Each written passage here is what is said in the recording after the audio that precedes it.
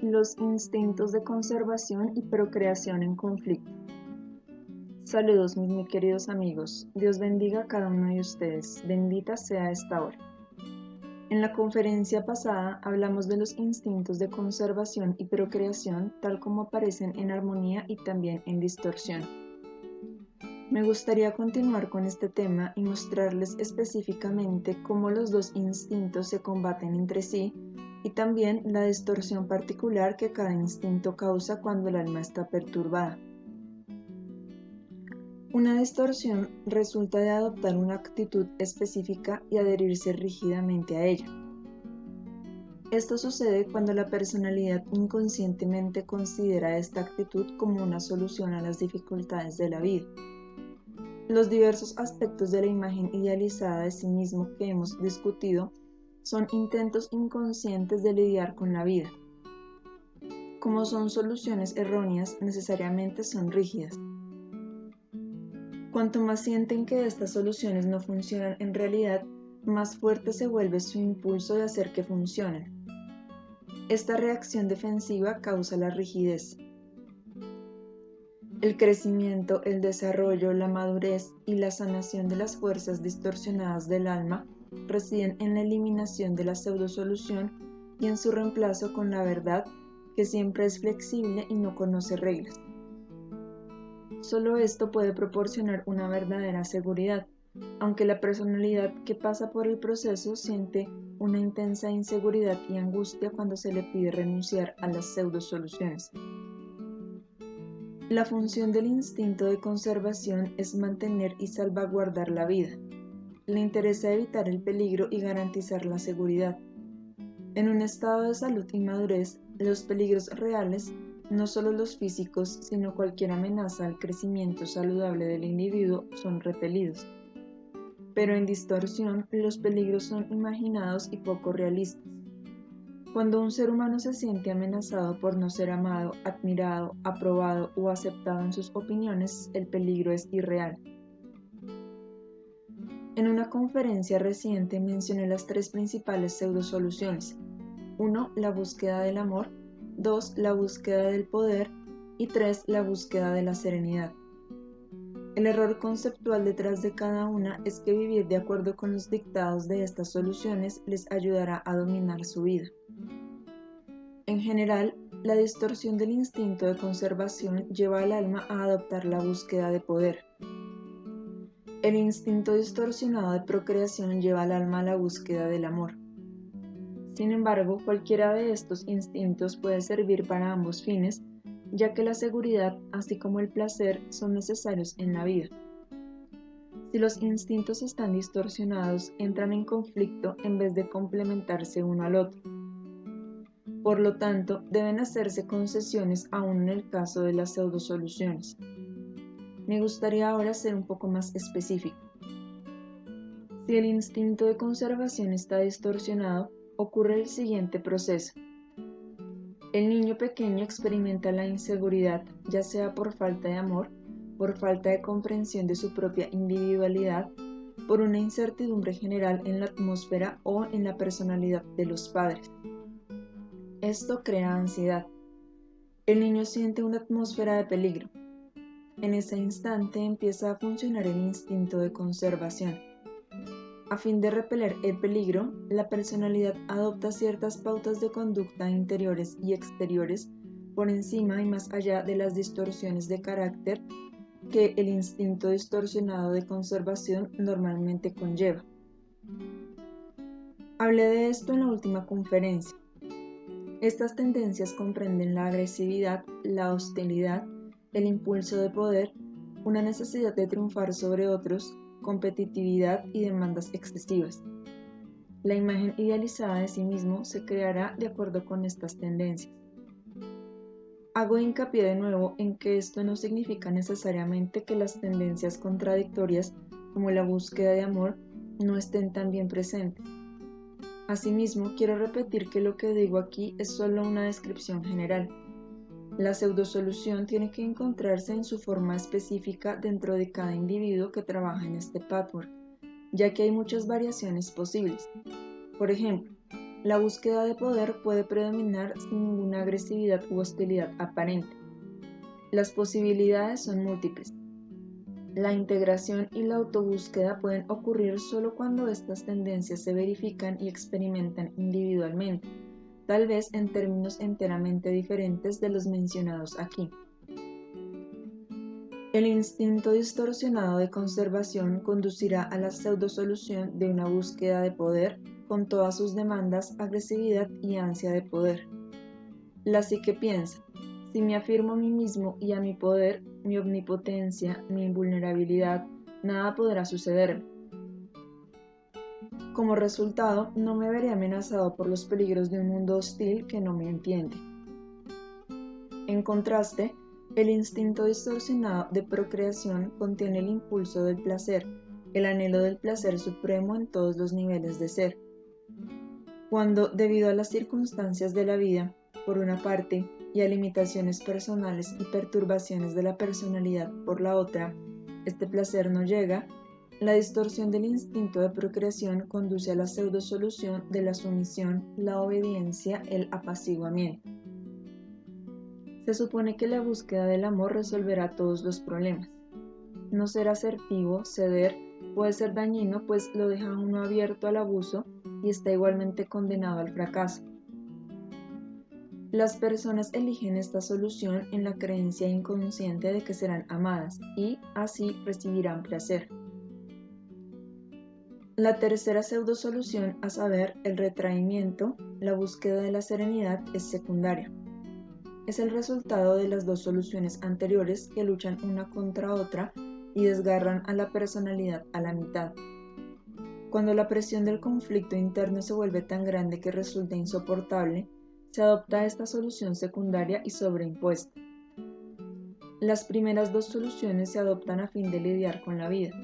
La última se adopta a fin de lidiar con el conflicto que resulta de las otras dos soluciones falsas. En el nivel consciente y más superficial de la personalidad, este tercer intento de resolver la vida toma la forma de retraimiento de cualquier involucramiento emocional, un sentimiento de querer que lo dejen a uno solo, con la racionalización de que esto traerá serenidad. En realidad, tampoco pueden satisfacer ambos instintos de esta manera. La satisfacción se vuelve incluso menos posible al aumentar la distorsión. Las dos pseudosoluciones primarias, presentes en cierta medida en todos los individuos, tienen que sentirse y experimentarse intensamente por cada uno de ustedes conforme avanzan en este trabajo, amigos míos. Entonces sabrán y experimentarán el conflicto, no como teoría, sino como una batalla observable dentro de ustedes. En consecuencia, adquirirán una comprensión enteramente nueva de ustedes mismos y sus problemas. Si su preocupación predominante es la seguridad interna, harán un énfasis exagerado en el instinto de conservación y, por lo tanto, lo distorsionarán. Por consiguiente, el instinto de procreación debe, en cierta medida, aplastarse y mantenerse a raya. Toda la personalidad está engranada para obtener seguridad, así que socava esta otra necesidad legítima. El alma se rebela contra eso, sigue ansiando el placer. Mientras menos se atienda a esta ansia debido a la necesidad imaginaria mayor, más intensa se vuelve el ansia inconsciente. Inconscientemente se enfrentan a la alternativa de seguridad o placer, ya que a fin de conseguir la felicidad, la realización, la dicha, el placer, se presupone cierta valentía, un espíritu de aventura, por decirlo así. El placer presupone la voluntad de correr riesgos, pero estos riesgos son el peligro mismo que ustedes sienten que deben evitar a toda costa. Así, el alma inmadura lucha por conseguir tanto la seguridad como el placer sin atreverse a correr riesgos, sin salir de su concha, sin tomar las medidas necesarias. Cuando estas metas no se obtienen, surgen la rebelión y la autoconmiseración, sin ninguna conciencia de la causa. Todo este proceso es inconsciente, de principio a fin. No hay ninguna conciencia de estas dos necesidades básicas, ninguna comprensión de que estas necesidades están insatisfechas ni de por qué. Todo esto tiene que volverse consciente en este trabajo. Siempre que se hace un intento fallido y tibio de alcanzar la realización, las almas temerosas vivirán cualquier rechazo, crítica o desaprobación como un peligro tan drástico que otra vez se retraerán rápidamente o a una falsa serenidad o a una actitud dominante, agresiva e intimidatoria. Esto vuelve imposible obtener el amor. La aventura no parece valer la pena. Así se aplasta el anhelo de una realización placentera, y una parte esencial del alma sigue sedienta y estéril. Se pierde no solo de la felicidad y la belleza, sino de una parte integral de la experiencia de vida. Huelga decir que esta alma sufre un daño contra el cual se revelará el ser real. Esta rebelión, cuando llega a los niveles exteriores de ser, puede adoptar varias formas. Si predomina el principio del placer supremo, la personalidad correrá un riesgo, pero a un precio tal que inevitablemente surgirán otras perturbaciones. El instinto frustrado de conservación trata de hacer concesiones, se arriesgarán sometiéndose, tratarán de conseguir la felicidad por medio de la modestia y el masoquismo, creyendo que así combinan las necesidades de placer y seguridad. Al ceder, creen que recibirán lo que ansían, mientras se protegen actuando como si fueran individuos indefensos. Si el instinto distorsionado de conservación y su pseudo-solución, la búsqueda de poder, predominan, una parte vital del alma se morirá de hambre y se estancará. Si el instinto distorsionado de procreación y su pseudo-solución, la búsqueda del amor, predominan, la vulnerabilidad y la indefensión aumentarán hasta que el alma se encuentre realmente en peligro. Este último no llega en el sentido en que la psique lo cree, sino en un sentido muy diferente. Proviene de la autonegación y el alejamiento del ser real. Esto produce inhibición y la restricción de las fuerzas creativas, lo que a su vez causa ansiedad y frustración, entre otros sentimientos. Como ambos instintos existen en igual fuerza en el alma humana, y como la distorsión de uno invariablemente causa la distorsión del otro, ambas pseudosoluciones se encontrarán en todos los individuos. En algunos uno predomina y el otro se encontrará solo después de una mayor búsqueda. Será descubierto como el núcleo subyacente de la tendencia predominante. En otros, ambas tendencias existen lado a lado y desgarran a la persona en un constante conflicto. Pero incluso si una tendencia predomina fuertemente, ello no significa que el conflicto esté ausente. Solo porque algo no está en la superficie, no significa que no pueda haber efectos severos. Suelen ser muchas veces más severos porque es más difícil determinar la causa cuando una tendencia está oculta. Debido a esta feroz batalla interior entre estos objetivos y soluciones mutuamente excluyentes, la psique busca soluciones en las que tiene que transigir. Esta transacción puede adoptar diversas formas. Por ejemplo, el impulso del placer se liberará solo en ciertos niveles de ser. Pueden sentir que el placer espiritual, intelectual o mental no es una actividad peligrosa. No los involucra emocionalmente ni los expone al riesgo del rechazo y la herida. Por otra parte, el placer emocional o sensual parece sumamente peligroso y, por lo tanto, es más o menos eliminado. Huelga decir que siempre se encuentran explicaciones aparentemente válidas. Este proceso puede no siempre ser tan burdo que la persona se retire activamente. Puede ser más sutil. Pueden sabotearse inconscientemente y luego proyectar su fracaso en otros. Este fracaso realmente resulta de retener las fuerzas que quieren fluir hacia afuera y de no estar dispuesto a hacer el don de sí. Esta actitud roba una parte vital del organismo interior. Esto daña a la psique y a toda la estructura del individuo. Otra solución muy común en la que se debe transigir es tratar de hacer que la autoconservación o la procreación sirva a ambos fines. Esto, desde luego, no puede funcionar. Por ejemplo, la búsqueda de poder apunta al amor y al placer en la creencia inconsciente de que ser omnipotente, fuerte e invulnerable traerá amor y devoción. Esta actitud implica que no solo garantizarán su seguridad e invulnerabilidad, sino que esta fachada misma les traerá simultáneamente tanta admiración que su búsqueda de amor quedará satisfecha. Nunca ven que la invulnerabilidad vuelve imposible el amor. Cuanto más tratan de convencer a otros de su fuerza invulnerable, más miedo sentirán de ustedes, y el miedo jamás ha inducido el amor. Tampoco induce el amor la superioridad sobre otros, pues otras personas resienten que se les haga sentir inferiores y desde luego no responderán amando a aquellos que los han menospreciado, sin importar lo sutilmente que se exprese el menosprecio. Aquellos cuya pseudo-solución predominante es la búsqueda del amor para obtener placer, harán concesiones tratando de combinar este impulso del placer con la necesidad de seguridad.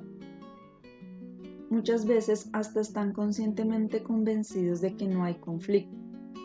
Si obedecen y hacen todo lo que se espera de ellos, recibirán no solo amor y placer, sino protección contra el peligro también. No reconocen que esta táctica genera reacciones interiores que seguramente destruirán su objetivo mismo. Cuanto más se someten, más se aprovechará de ellos el impulso de poder de otros. Cuanto más se aprovechan de ellos, más se rebelan y se resienten. Estos resentimientos tal vez no surjan a la conciencia superficial, pero su fuerza debilitadora rechazará a otros que, a su vez, responderán con resentimiento.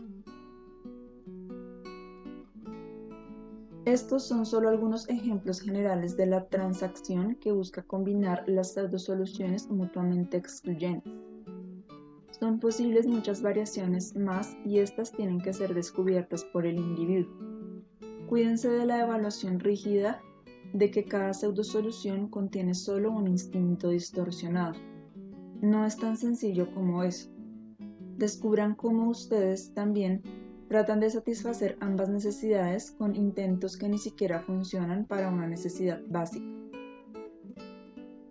Todo esto es muy general, amigos míos, pero pueden adquirir una vislumbre de las muchas posibilidades del esfuerzo inconsciente y a menudo fallido del alma para encontrar soluciones. En este trabajo tienen que descubrir capa por capa que estas pseudosoluciones no pueden producir los resultados deseados, por qué no pueden, cómo afectan al ser y a otros, y cuál era su propósito original. A fin de determinar esto, deben traer a la conciencia las emociones que una vez sintieron de niños y que, de una manera diferente, todavía sienten. Entonces verán las contradicciones, la arbitrariedad de sus emociones y de qué manera sus conceptos e ideas inconscientes gobiernan su origen y su propósito. Estas pseudosoluciones se sobreimponen a otras más junto con emociones contradictorias subyacentes. Permítanme darles un ejemplo. Las personas sumisas, siempre dispuestas a contemporizar, a ser exageradamente modestas y a nunca reconocerse méritos ni ventajas, necesariamente tienen resentimientos contra otros. No ven que este resentimiento está injustificado porque ellos mismos eligieron esta pauta de comportamiento. No tienen derecho de culpar a otros por tomarse al pie de la letra lo que ellos ofrecen, su modestia. Piensan, aunque ofrezco el sacrificio y soy tan modesto al respecto, las personas deberían manifestarme un respeto especial y amarme en vez de subestimarme. En otras palabras, ofrecen su modestia a cambio de ser amados. Como esta modestia toma el lugar de amar a otros, el trueque no funciona. Esto es lo que causa el resentimiento, y no cambiarán hasta que reconozcan el justo proceso interior en acción entre ellos y los demás. Las personas sumisas también se sienten culpables de estos resentimientos porque no corresponden a los dictados de su imagen idealizada de sí mismos. Cuando encuentren esta actitud sumisa en ustedes, averigüen qué existe debajo de ella. No solo encontrarán los resentimientos y la culpa, sino, profundamente ocultas, encontrarán también demandas excesivas, no menores a las que hay en la persona agresiva e impulsada por el poder. Verán que solo porque estas demandas existen, de amor, protección y cuidado, se ha escogido la solución del sometimiento en la creencia de que esto hará que otros atiendan sus demandas. Sin embargo, el reconocimiento consciente de estas demandas contradice burdamente el carácter general de estas personas. Por lo tanto, las demandas deben permanecer ocultas, lo que causa una culpa adicional. Cuanto mayores son las demandas, más sienten que deben ocultarlas porque serían criticados y, por consiguiente, no amados. Así que se crean una culpa doble, una por la existencia de sus demandas y la otra por la hipocresía de su modestia y su poca exigencia. Muchas veces la tendencia predominante esconde por debajo a su opuesta. Si la tendencia predominante es la búsqueda de poder a fin de tener seguridad, con toda la hostilidad, la crueldad, el orgullo, la superioridad y la falsa invulnerabilidad concomitantes, el núcleo subyacente puede ser el niño indefenso que busca amor y protección, que ansía placer y felicidad, que se siente vulnerable, sumiso, inseguro y dependiente. Si la tendencia predominante es la búsqueda del amor a fin de recibir placer, con toda la modestia, la contemporización, la autonegación y el sacrificio masoquista concomitantes, el núcleo subyacente puede ser un egoísmo despiadado, un orgullo y una superioridad egocéntricos, demandas excesivas y a menudo hasta impulsos crueles hacia otros. El núcleo subyacente siempre produce vergüenza, la que tiene que ocultarse y luego taparse con su opuesto. Estas dos tendencias son mutuamente excluyentes y por lo tanto crean un conflicto. Y otro conflicto más surge de la vergüenza misma de la tendencia subyacente que tiene que taparse. Aun si se avergüenzan de algo positivo y constructivo, el hecho mismo de que están avergonzados y por lo tanto lo ocultan, produce tensión, ansiedad, simulación y miedo de ser descubiertos. Lo que vuelve este trabajo temporalmente tan doloroso es el descubrimiento de algo vergonzoso. Solo después de reunir el valor para sacar su vergüenza a la luz, se desvanecerá su carácter exagerado. Y con eso adquirirán un indescriptible sentimiento de liberación, de despojarse de una carga tan pesada que jamás se dieron bien cuenta de su peso. Cuanto más progresen en este trabajo, más importante se volverá para ustedes sentir y experimentar todas sus emociones, evaluar su importancia y darles un significado. Sin esta actividad será imposible que se liberen de conflictos y problemas. Todo el peso tiene que desplazarse de pensar, evaluar intelectualmente y deducir a sentir y experimentar todas sus emociones positivas y negativas. No puedo insistir demasiado en esto. Conforme aprendan gradualmente esto, disminuyendo su resistencia a través de una mayor comprensión, verdaderamente desdoblarán capa tras capa de estas pseudosoluciones con todas sus diversas reacciones emocionales. Desaprenderán la represión de sentimientos prohibidos y los reconocerán sin censura. Solo entonces entenderán su origen y significado. Volverse conscientes de sus emociones es un proceso gradual y sucede solo cuando verdaderamente lo desean y lo cultivan. Antes de que cultive esta conciencia, la persona promedio experimenta la vida de una manera muy diferente y con una comprensión muy distinta. La intensa angustia y miedo que ocasionalmente experimentan los atribuirán enteramente a las provocaciones exteriores y ustedes se conforman con creer que, de no ser por eso, están muy bien. Desde luego, no hablo aquí de las personas sumamente perturbadas. La mayoría de las personas no conectan causa y efecto entre el evento exterior que los molesta y sus propios conflictos y pseudosoluciones. No se dan cuenta de que cualquier pseudosolución produce una dependencia enfermiza de otros, no importa cuán empeñados estén en volverse independientes. Tampoco ven que cuando todo está tranquilo en su vida exterior, viven con solo un pequeño porcentaje de su capacidad de experimentar, de disfrutar de la vida y de ser creativos. Son inconscientes de sus inhibiciones y de su incapacidad de expresarse adecuadamente. No se dan cuenta de que la tensión, el cansancio y una vaga ansiedad son el resultado de emociones reprimidas. Sobre todo, no conocen sus emociones negativas, las que mantienen ocultas y que afloran solo cuando tienen una razón para exteriorizar. Así que el primer paso importante al volverse conscientes de las emociones es un permiso interno para descubrir lo que realmente sienten. Esto ha de cultivarse mediante la oración, la meditación y una renovación diaria de la intención. De esta manera, el resentimiento, la culpa, la ansiedad, la animosidad y otras emociones negativas surgirán a la conciencia. A estas emociones negativas se deben la inhibición de la espontaneidad y cierta sensación de aplanamiento que tienen acerca de la vida, cierta inercia. Antes de que se haga un progreso apreciable en este trabajo, este clima exterior general normalmente se considera aceptable. Lo dan por hecho y nunca se les ocurre que la vida podría ser muy diferente. Cuando penetran esta pseudo-calma exterior, que es tan fácilmente perturbada por circunstancias fuera de su control, hallarán una vasta acumulación de emociones reprimidas y turbulentas que suelen ustedes creer que son muy ajenas a su carácter y que, por lo tanto, son doblemente perturbadoras. Con esta penetración, aunque desagradable al principio, empiezan a eliminar las causas que los han hecho vivir a medias y usar solo una pequeña medida de sus facultades potenciales en todos los niveles de su ser. El primer nivel emocional de conciencia generalmente será un surgimiento de resentimientos de los que nunca habían sido conscientes y que están conectados con la culpa y la ansiedad. Pero descubrirán que no todos los resentimientos son injustificados. Algunos lo son, porque ustedes han causado las condiciones, pero otros no lo son. Sin embargo, tienen la vaga impresión de que nunca deben resentirse por nada y que todo debe ser automáticamente culpa de ustedes.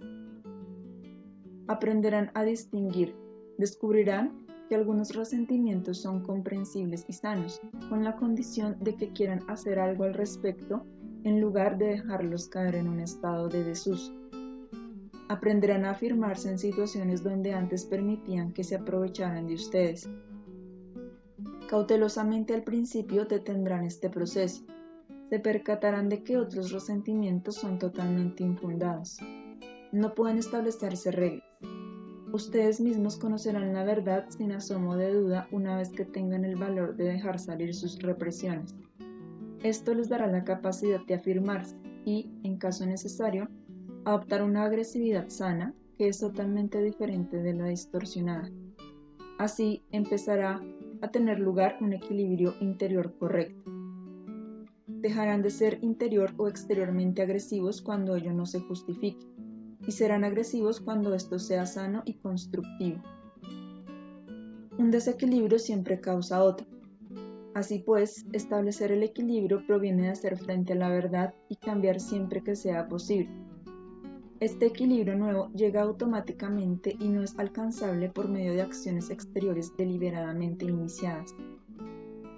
Conforme experimenten esta capa de resentimiento y encuentren lo que realmente sienten, en vez de tratar de sentirse como piensan que deberían, a fin de apegarse a su solución privada, y si tienen el valor de reconocer lo que sienten, correcto o incorrecto, prepararán el camino para volverse conscientes de la siguiente capa y su pseudosolución predominante.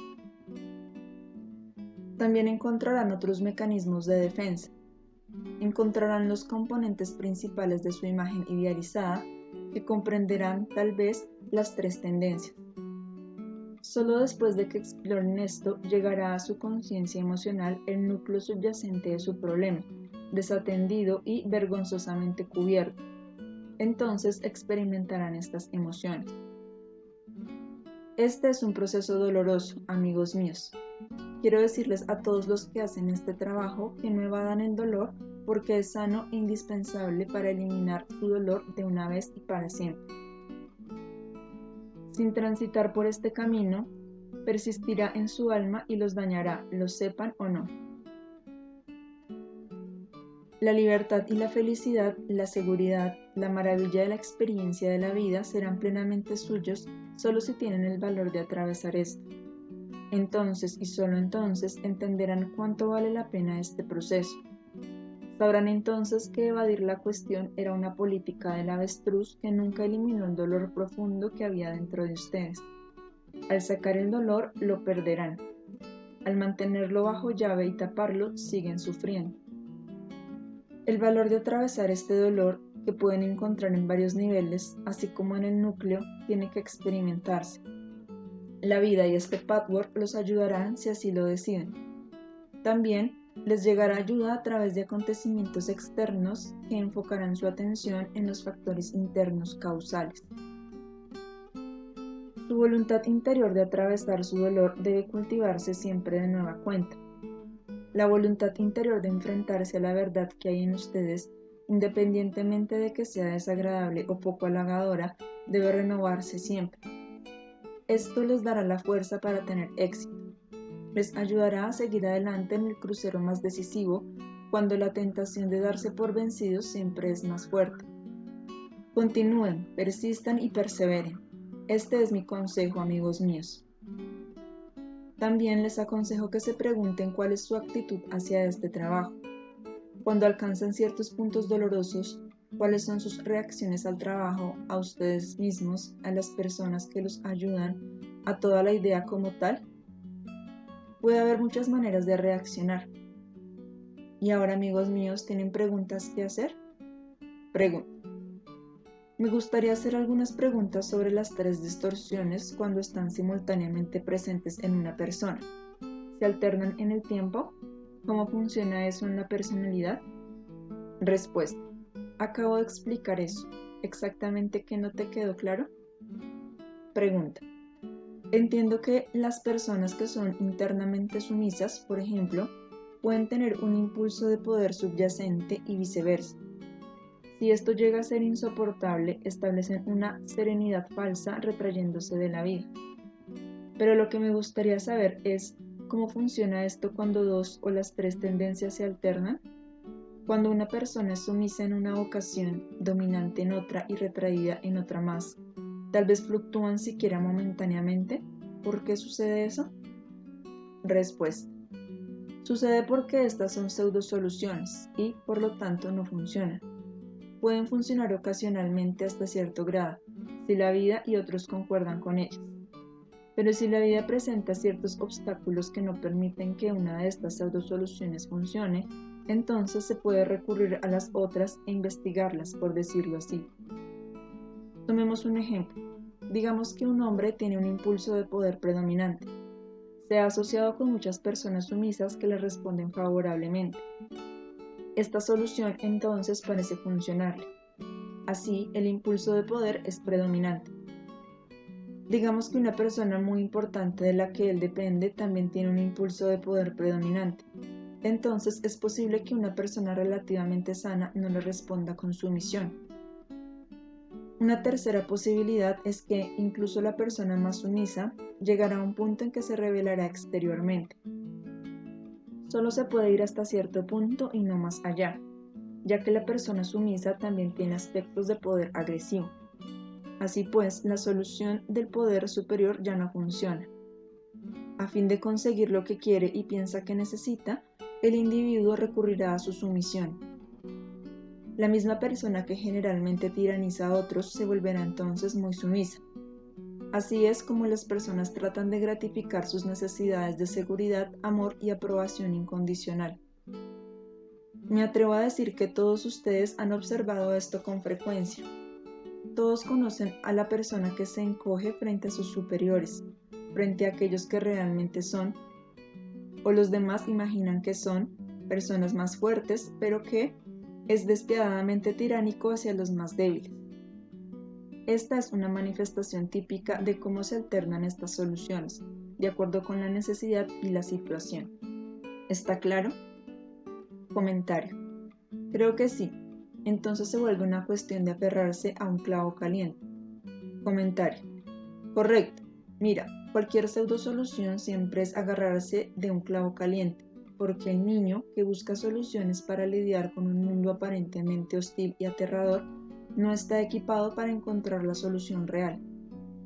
Acosado por problemas que ha traído a esta encarnación, no puede ver el punto problemático y reacciona recurriendo a pseudosoluciones. Esto debería absolverte de sentimientos de culpa destructivos acerca de la pseudosolución original a la que te aferraste. Entonces no podías evitarlo.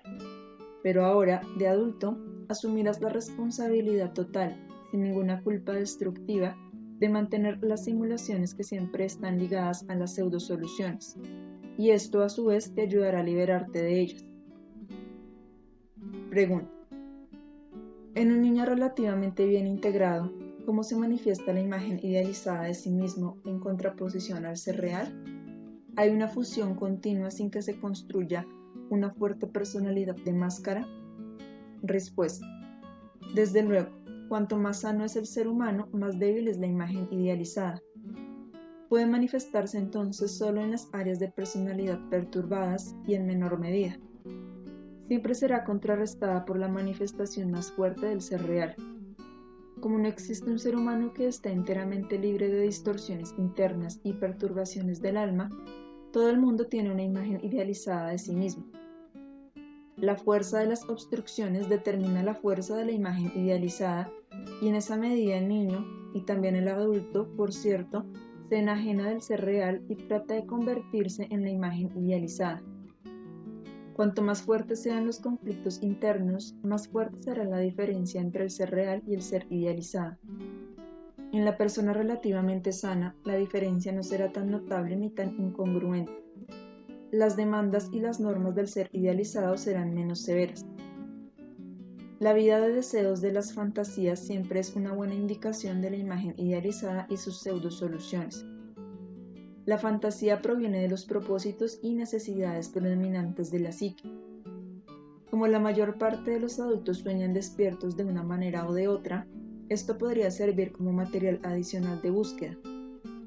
La imagen idealizada se presenta en algo más que solo la fantasía. Tiene que aparecer en las órdenes rígidas, los debes y tienes de los que ya hablé. Aparece en la angustia y las culpas cuando no se está a la altura de estas compulsiones.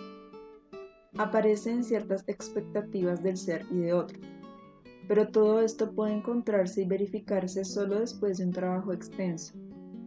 Si la imagen idealizada aparece en la vida de los deseos, también puede incorporarse en la personalidad, aunque tal vez aún no estén conscientes de ello. Si la personalidad estuviera enteramente libre de ella, si no hubiera una enajenación de sí mismos, no habría la menor necesidad de soñar despiertos acerca de la imagen idealizada. Una vida muy activa de fantasía en la que se realizan los deseos es la expresión de una necesidad urgente de convertirse en la imagen idealizada. Pregunta. ¿Acaso cada niño que nace no está tan bien equilibrado como cualquier otro? Respuesta. No, absolutamente no.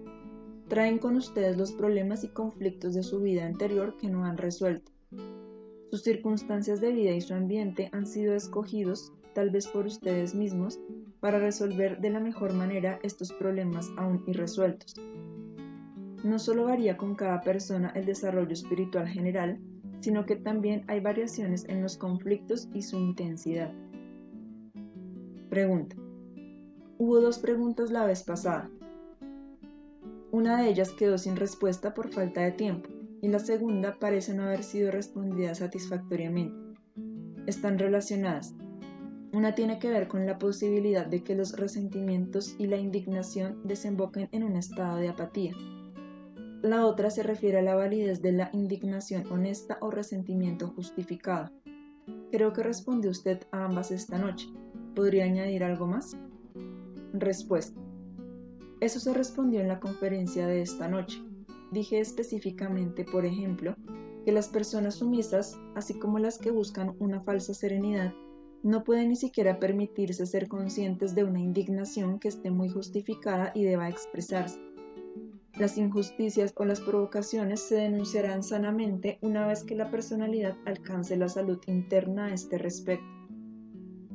Antes de que se llegue a este punto, es sumamente difícil distinguir entre la indignación justificada debida a una provocación real y la indignación injustificada debida a una provocación irreal o autoprovocada.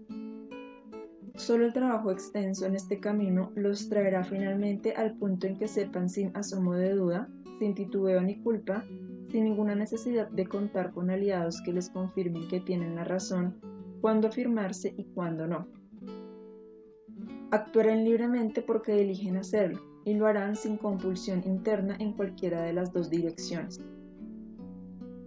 Bendigo a cada uno de ustedes, mis muy queridos amigos, y les pido que abran su ser más íntimo a recibir la fuerza que les permita percibirse más de todas las maneras posibles. Que todas las fricciones exteriores sean un elemento de ayuda para reconocer así la fricción interior. Con estas palabras los bendigo y los fortalezco con todo nuestro amor. Queden en paz, queden con Dios.